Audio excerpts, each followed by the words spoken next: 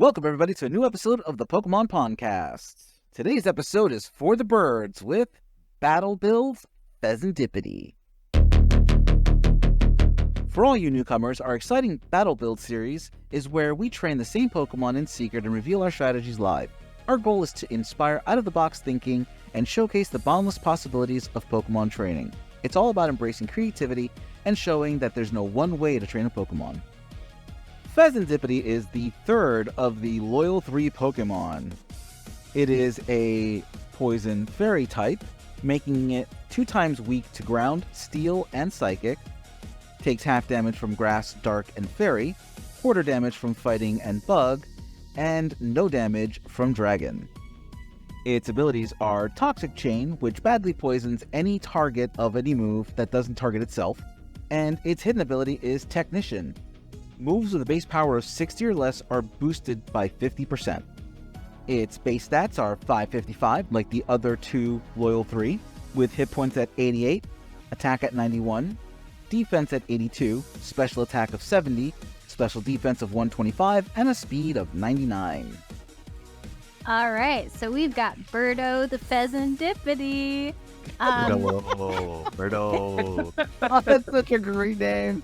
I just seemed just so right. But yeah, so I thought that I could make maybe like a staller Pokemon for Fezandipiti. So my Fezandipiti is holding loaded dice because it has the move Tail Slap, which hits multiple times. So with the Toxic Chain ability and loaded dice, it means it's probably going to hit 5 times and has a pretty good chance of poisoning. The rest of the moveset is just about stalling until the opponent dies. So we have Substitute, Light Screen, and Roost. Terra type is normal to prevent its weaknesses from coming into play, and also so that if I really want Tail Slap to do a little bit more damage, I have that option as well. For EVs, I went all HP in defense with 4 in special defense, and then the nature ups defense and minuses special attack. I love the loaded dice and Toxic Chain thing. I wish we could do that with Petrarun's manipulator ability, because adding the confusion would be so much better. Hiding behind the Substitute and being able to recover that back with a Roost is another devastating thing. If you use this in 2v2 with something with Shadow Tag or something like Arena Trap, where they can't just swap out or escape this definite fate of being taken down by poison, it could be a really scary situation. I'm hearing this thing with its Substitute and Roosting, and then I'm like, okay, I already dislike going against Substitute nodes, so I'm hearing this with Roost and Light Screen, and then I remember, I think you said you put in full poison to its defense and HP stat as well, which aren't even that bad. What is it, like 88 and 82, and they're maxed out now with EVs, and then you have Light Screen, and then you put the Light Screen, so that's even more stuff to worry about, its special defense bulkiness. Special defense bulkiness. And then Toxic Chain with loaded dice. I can't imagine how many rolls the game has to go through, and then the enemy Pokemon is already poisoned. I wouldn't even be surprised if it was on the second hit. Damn. Oh man, I like it. And then you said Terra Normal, I believe, right? For the Yeah, Terra Normal. Terra Normal. It gives the boost to Tail Slap, and it makes it so that it's not weak to the same things as it was before. Oh, that's gonna be one annoying Pokemon. I think that'll be one annoying Pokemon. I think you need to rename your bird. I think it needs to be renamed Stanley Ipkiss, because there's just this scene that is playing in my head right now where the mask shows up, slaps the cops around, goes, "Ooh, that's gotta hurt. Ah!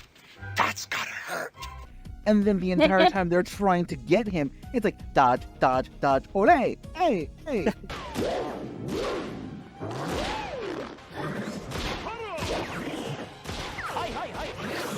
you very much. and this is exactly what your bird is doing. It's slaps them hard so that they're now feeling the sting of that. And then, okay, I'm going to try to hit you. No Substitute. Well, I've hit you. Oh, I'm going to recover. I'm going to Roost and recover my hit points. I'm going to hit you again. Well, I'm going to just go ahead and remove some of that damage. Yeah, it's basically like, I'm just gonna sit around waiting and being as annoying as possible until you're just dead. I love it. I absolutely love it. So can I just add, I looked up the odds. So with the tail slap, if it hits all 5 times because of the loaded dice, they would only have a 1 in 32 chance of not being poisoned after that. Oh my The god. rank toxic chain is 50%. Oh my god. I love probability math. It stacks so crazy. So this is Fezandrip, my Fezandipiti. I kind of went with like a more offensive type build for this one. It's got the Terra-type Fairy, item leftovers, ability Technician, and then I went with 252 special attack, 252 speed. I didn't like the rest of the points in defense. And for the moveset, I went with Disarming Voice, Acid Spray, Icy Wind, and Calm Mind. Yeah, I think for this one, I think it works in like a single setting, but I think it's also okay in a double setting. Nothing too special about it, I think. Like, I was trying to look for moves that would like proc its Technician ability, and while there is quite a bit, it was just kind of hard to be like, maybe this, no, maybe this. So like, I couldn't think of like a fourth move. That's why I ended up going with like the Calm Mind instead. Like, you know what? Let's just boost its special attacks, some more of its special defense, and then we'll see if it'll like be able to like go through anything. I love the idea, like, you're going more a defense with this bird is exactly what I did, and we'll see that coming up. I love the name, by the way. Like, I think that's really creative, the use of drip into the Fezandipiti, especially because that's exactly what it's all about, is being beautiful and making that scene. Yeah, I feel like Calm Mind was a good build. Like I said, building up that defensive, this is already kind of a bulky mon, so it's going to be hard to get through, and it can just, even though it doesn't have that full offensive power like its 2 siblings, I think you can just, poke away at the bear. Yeah, I think Calm Mind is like the most important move for your builds because it allows it to have access to higher special attack. Because right now, I feel like its special attack is not super great, but Calm Mind is a fantastic move, and it already has really good special defense, so that makes it really scary. And on top of that, like, when you see Fezandipiti, you don't really know if it's going to go attack or if it's going to go special attack, so you kind of have to make a very careful choice about what you're going to use against it so that you don't run into problems, especially because it's so bulky. Going special attack was a really cool thought. Like, I think it could work. I like the fact that you're bringing in these weaker moves and running it off of the Technician, and just capitalizing on the fact that they generally have that nice secondary effect too, because Acid Spray has the chance to drop. It guarantees a double drop on special defense. Okay, so yeah, being able to proc that and make it do more damage while trying to poison them at the same time is just brilliant. You're just stacking status on status on status, which I love. I think it's a really good build, man. This is probably going to be the most angry bird we're going to see today. So I couldn't come up with a proper nickname for it, mostly because I was focused on following a theme with my loyal 3 of nostalgic movies from my childhood. Make sure you check out those past videos, and you'll see that my Munkidori was Nico from Wizard of Oz, and we have the great dog Hercules from Sandlot. Moving forward, though, my Fezandipiti, much like Guren, is focused on boosting its special attack with Nasty Plot, but I focused on using EVs in nature to really build up the bulk instead of using Calm Mind. So my EVs are focused in 252 HP, 240 defense, and just a little bit left over in some speed to kind of round that off. Toxic Chain is the ability, and I'm doing Bold Nature in order to help bring up some physical defense. The whole plan here is that while they're trying to poke away at this very bulky bird, Nasty Plot lets it boost up its special attack. Once I start firing off this cannon, I can either Moonblast for heavy damage, Dark Pulse the same, or Venoshock once they're poisoned, which gets really huge.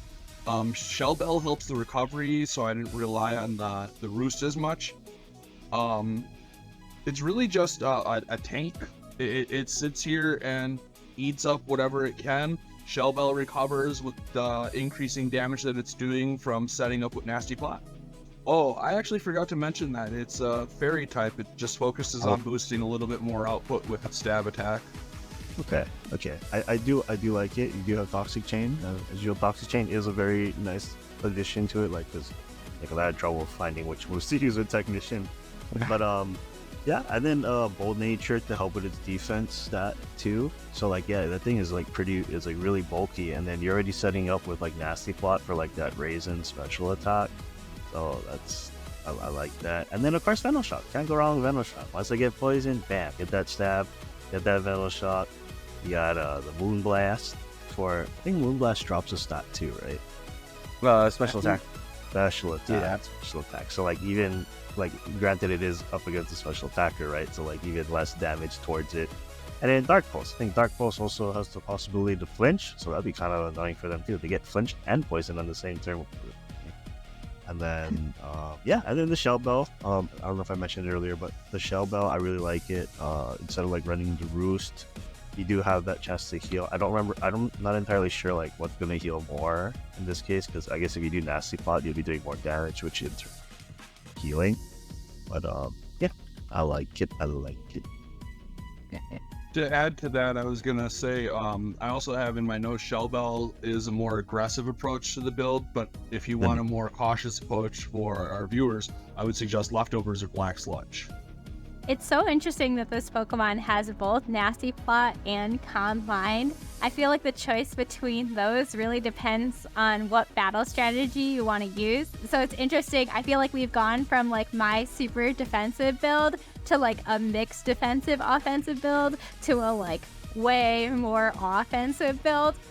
So it's cool kind of seeing the different progression. I really wish that Fezandipiti had access to stored power with all of these boosting moves, but unfortunately it doesn't. So yeah, that would be crazy. But yeah, I really like how we're seeing a wide range of things that this Pokemon can do.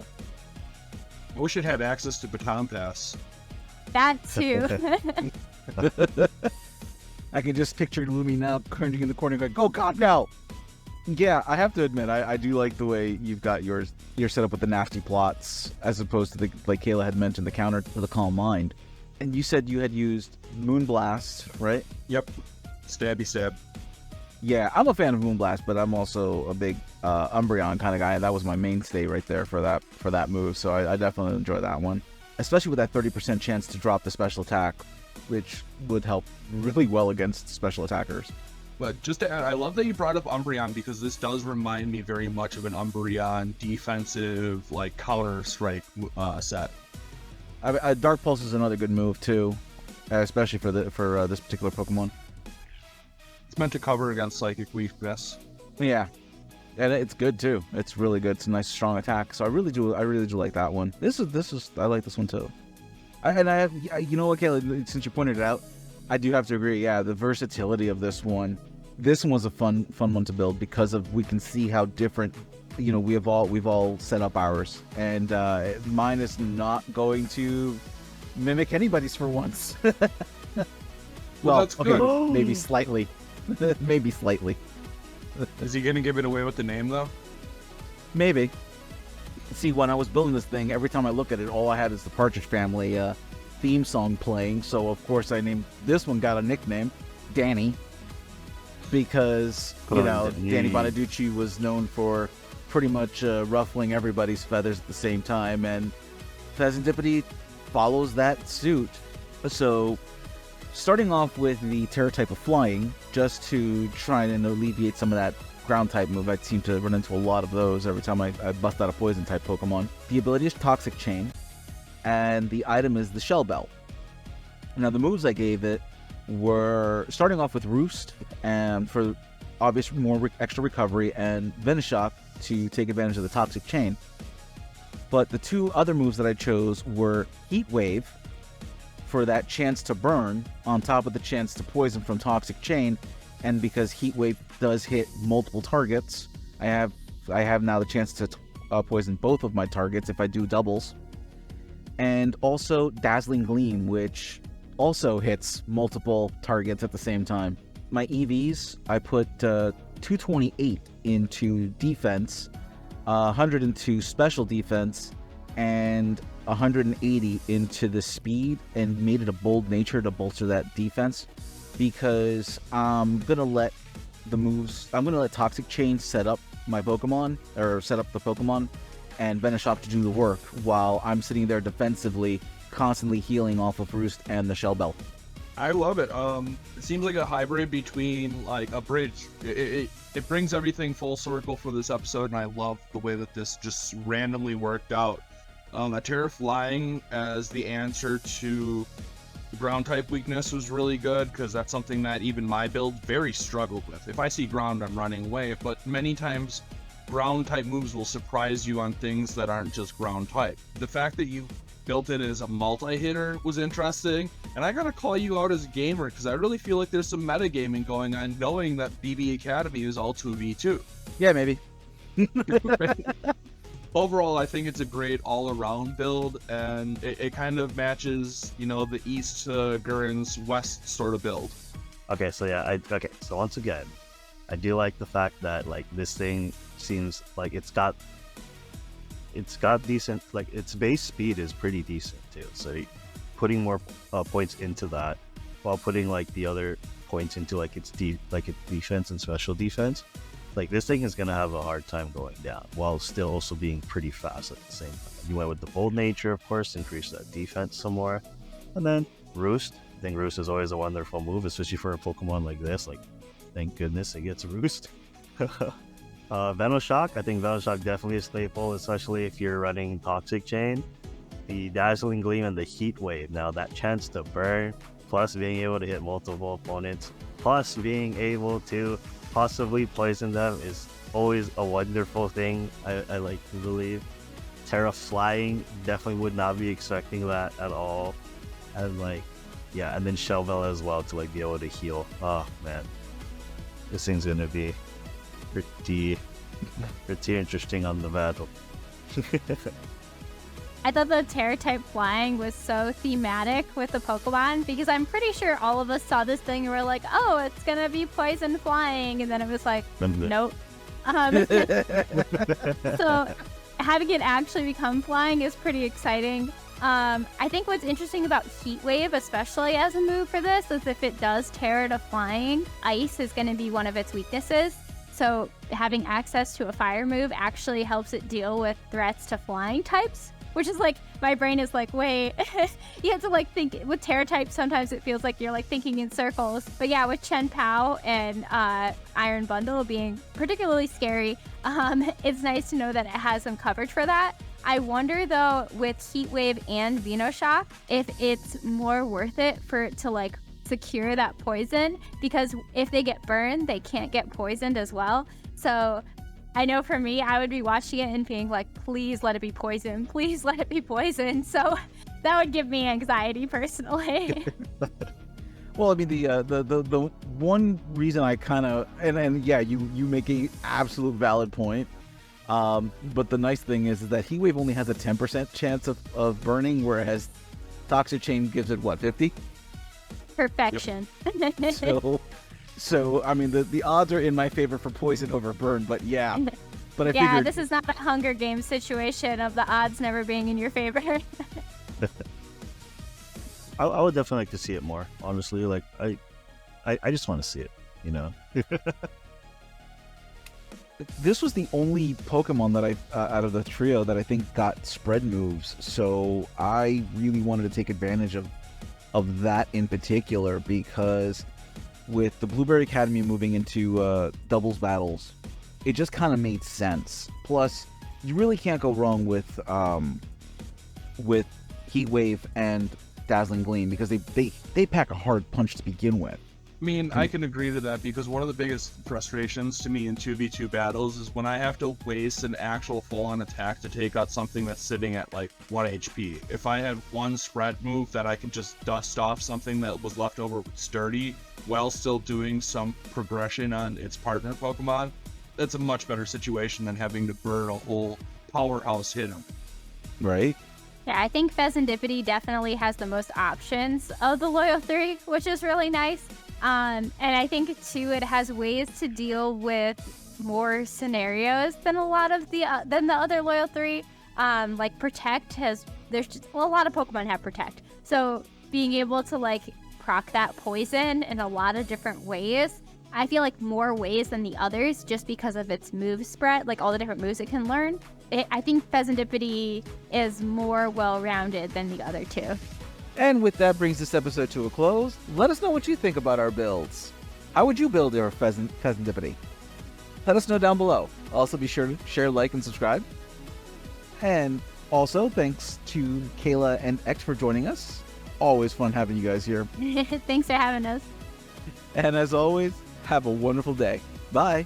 Bye-bye. Leave. Bye. See you next week.